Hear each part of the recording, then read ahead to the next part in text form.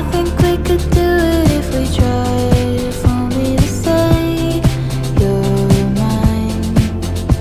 Sophia, know that you and I shouldn't feel like a crime. I think we could do it if we tried. If only to say you're mine. Sophia, know that you and I. Assalamualaikum warahmatullahi wabarakatuh. Perkenalkan, nama saya Nisa Pradita Hutami Putri, NIM 2018-103-703-11-027. Di sini saya akan menjelaskan presentasi dari PPT saya yang berjudul Implementasi Metodologi Kanban dalam pembuatan aplikasi e-commerce pertanian dengan pendekatan Zaman Framework. Ini merupakan pencarian jurnalnya. Di situ yang sudah saya copy biru itu merupakan jurnal yang saya pakai. Terus ditemukan juga di Sintanya. Merupakan Sinta 4. Di sini sudah ada. Dan ini merupakan ini merupakan nama jurnalnya Jointech. Untuk latar belakangnya, yang pertama ada aspek pertanian sangat erat kaitannya dengan kehidupan manusia. Yang dimaksud pada hakikatnya, manusia membutuhkan bahan pangan dari hasil pertanian. Para petani menggunakan hasil pertanian tersebut untuk dijual dan memenuhi kebutuhan sehari-hari. Hal ini pula yang terjadi di desa Duku Wulung. Untuk yang kedua, mayoritas petani di desa Duku Wulung sangat bergantung pada para pengepul yang sudah ditentukan oleh pengepulnya. Rata-rata, pengepul menentukan harga yang tidak sesuai dengan harga di pasaran. Menurut petani itu sangat amat kurang.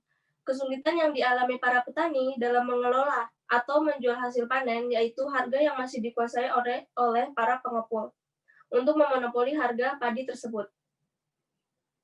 Dan yang ketiga, petani mengalami beberapa kesulitan dalam mendapatkan bibit dan pupuk yang unggul karena dalam suplainya masih terganggu.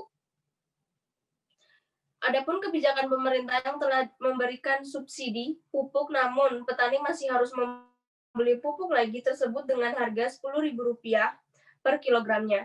Kesulitan dalam masalah ini, pembelian bibit yaitu rata-rata untuk membeli bibit para petani harus membeli ke toko pertanian yang ada di daerah perkotaan. Jadi tokonya itu tidak tersedia di desa tersebut, tapi tersedianya di daerah perkotaan, yang kalau bisa dibilang tidak memiliki jarak yang dekat, artinya jarak yang jauh. Untuk yang keempat, sulitnya petani menjual hasil taninya secara langsung. Keadaan ini mengakibatkan keuntungan bisnis petani masih banyak yang dinikmati oleh pengepul, bukan oleh petani itu sendiri. Dan tentu saja ini akan berimbas langsung kepada konsumen-konsumen yang lainnya. E-commerce untuk para petani ini akan memutus pihak yang menyalurkan ke konsumen. E-commerce dapat digunakan dalam berbagai bidang, salah satunya itu bidang pertanian. Masalah pertanian saat ini yaitu sulitnya petani menjual hasil taninya secara langsung. Tujuan dari penelitian ini yaitu untuk membuat suatu aplikasi e-commerce pada bidang pertanian untuk mempermudah petani menerapkan sistem penjualan hasil tani secara langsung tanpa melalui perantara dengan melakukan penjualan berbasis e-commerce. Selain itu, petani di desa Duku Wulung juga dapat meningkatkan hasil penjualan pertaniannya dengan menggunakan aplikasi e-commerce ini. Alasan penulis memilih model proses.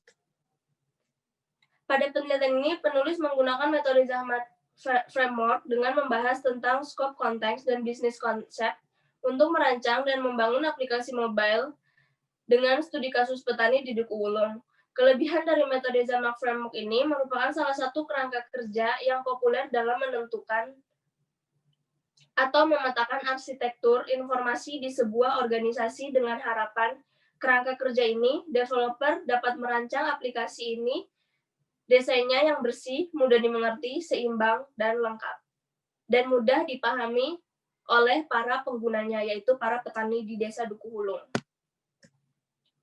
Untuk metodologi penelitiannya, Pada tahap pertama, peneliti melakukan wawancara terhadap narasumber untuk mendapatkan sebuah informasi atau data yang dilakukan secara langsung di lokasi penelitian. Mohon maaf. Penelitian ini mengambil data yang berlokasi di daerah Duku Wulung. Data yang diambil oleh peneliti adalah sebuah permasalahan yang pernah dialami oleh petani pada saat pasca panen petani menjual hasil pertaniannya ke pengepul dengan relatif harga yang rendah atau murah. Tahap selanjutnya, hasil dari wawancara oleh narasumber, hasilnya dari analisis gap menghasilkan rumusan masalah yang ada dengan studi dokumentasi yang menghasilkan pertanyaan penelitian. Setelah mendapatkan sebuah pertanyaan dan informasi, maka peneliti akan melakukan tinjauan pustaka, di mana peneliti mencari dan mempelajari berbagai teori dengan tema sama pada penelitian-penelitian sebelumnya untuk mendukung merancang aplikasi ini. Tahap selanjutnya, peneliti menganalisis kebutuhan sistem. Untuk menganalisis sebuah kebutuhan sistem yang menghasilkan, rancangan kuesioner menghasilkan berupa kebutuhan sistem yang menghasilkan tahapan selanjutnya berupa keputusan tentang sistem. Sudah terpenuhi atau belum? Setelah peneliti mendapatkan hasil wawancara final dari user atau pengguna, maka wawancara final tersebut akan diproses dengan metode sehingga menghasilkan perancangan sistem. Peneliti akan membuat perancangan sistem karena kebutuhan sebelumnya akan membangun sebuah sistem supaya dapat menentukan apa saja yang harus dipersiapkan dalam membangun sebuah sistem atau dalam membangun aplikasi ini. Untuk detail tiap fasenya, metode Agile Kanban yang diterapkan memudahkan bagi para developer untuk membahas kebutuhan yang perlu dibuat, dimodifikasi, diperbaiki, ataupun ditambahkan berdasarkan hasil evaluasi setiap tahapan. Yang kedua, Kanban ini adalah sistem yang mengendalikan jumlah produksi dalam setiap proses, dilakukan dengan cara membatasi jumlah persediaan maksimum. Yang terakhir, Kanban merupakan salah satu metode yang digunakan pada penentuan proses pembuatan sistem. Metode ini menjadi panduan dalam menentukan proses yang akan dilakukan dalam pembuatan sistem yang bertujuan untuk memecahkan masalah berdasarkan solusi. Ini merupakan tabel Kanban di bulan pertama. Kanban board menjelaskan di bulan pertama minggu ke-1 mengerjakan initial project, title library, configuration service. Setiap pengerjaan kesulitannya berbeda.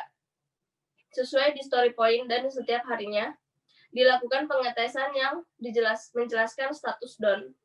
Minggu kedua mengerjakan create model redux, create button login, create button update, create button jual. Minggu ketiga mengerjakan create button profil, create button beranda, create button keranjang, dan create button tampilan kategori beras. Ini merupakan tabelnya, bisa dilihat. Dan ini merupakan tabel pada bulan kedua. Minggu pertama mengerjakan create button tampilan, kategori Palawijaya, create button sign up, create button reward pembayaran, dan create button logout. Minggu kedua mengerjakan create display, create form login, create form jual, create form profile. Dan minggu ketiga, minggu terakhir, mengerjakan create display menu beras, create form sign up, create display reward pembayaran, dan create form display beranda. Bisa dilihat di dalam sini, maaf kalau misalnya tulisannya tidak jelas atau gambarnya tidak jelas. Kesimpulannya, rancang bangun aplikasi e-commerce ini sebagai peningkatan penjual hasil pertanian desa Duku Wulung. Kesimpulan bahwa dalam penelitian ini berhasil merancang suatu aplikasi Android menggunakan metode Agile Kanban yang dapat menampilkan media informasi data transaksi yang diterapkan pada gadget Android, sehingga penggunaan lebih efektif dalam mengelola data dan data yang dilakukan pada transaksi pembelian barang di aplikasi e-tani. Metode Agile Kanban juga memiliki keuntungan bagi pembuat aplikasi, yaitu pembuatan aplikasi dapat menambahkan fitur tanpa mengubah rancangan aplikasi secara menyeluruh. Sekian presentasi dari saya. Jika ada kata yang kurang atau kata yang salah, mohon dimaafkan, dan semoga PPT ini dan penjelasan saya mudah dimengerti. Saya tutup. Wassalamualaikum warahmatullahi wabarakatuh. Terima kasih. I think we could do it if we tried.